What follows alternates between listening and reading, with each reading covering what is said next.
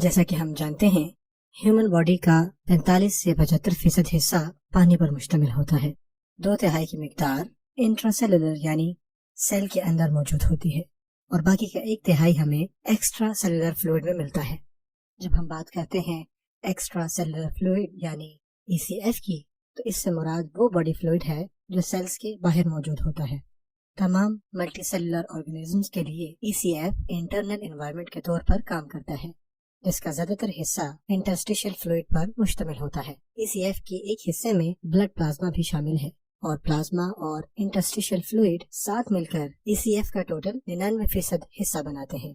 ECF کا ایک چھوٹا حصہ لمف بھی ہے اور ECF کا جو باقی تھوڑا سا حصہ رہتا ہے وہ ٹرانس سیلولر فلوئڈ پر مشتمل ہوتا ہے۔ پلازما اور لمف ڈیلیوری سسٹم کے طور پر کام کرتے ہیں، جبکہ انٹرسٹیشل فلوئڈ سیلز کے اندر اور باہر واٹر اور سولیوٹس کی ایکسچینج میں کام کرتا ہے۔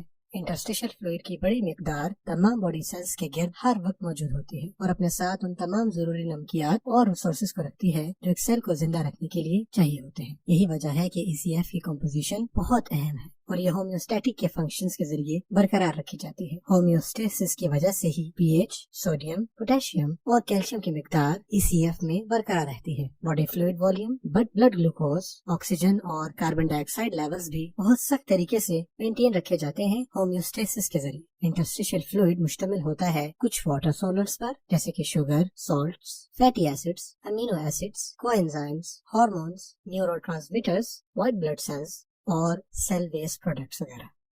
سیلز، باڈی ٹیشوز اور بلڈ کے درمیان ہونے والی ایکسچینجز سے انٹرسٹیشل فلوئڈ کی کمپوزیشن کا اندازہ لگایا جا سکتا ہے۔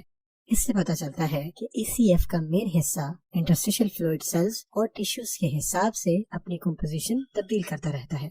ٹرانسسیلولر فلوئڈ کی مثال میں جو چیزیں شامل ہوتی ہیں وہ ہیں آنکھ میں موجود ایکویس ہیومر، جوائنٹس میں موجود سائنوویل فلوئڈ، برین اور اسپائرل کورڈ میں موجود سیریبروسپائنل فلوئڈ، سلائیوا اور دوسرے گیسٹرک جوسز اور پینکریاٹک جوس، یہ تمام ٹرانسسیلولر فلوئڈ میں شامل ہیں۔ پلازما اور انٹرسٹیشل فلوئڈ بہت حد تک ایک جیسے ہوتے ہیں کیونکہ پانی، آئونز اور اسمال سالٹ کیپیلریز کی وال سے مستقل ایکسچینج ہو رہے ہوتے ہیں۔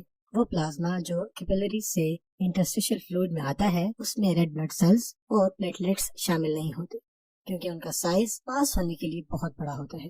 جیسے ہی extracellular fluid small vessels میں داخل ہوتا ہے تو وہ پھر لمف کہلاتا ہے۔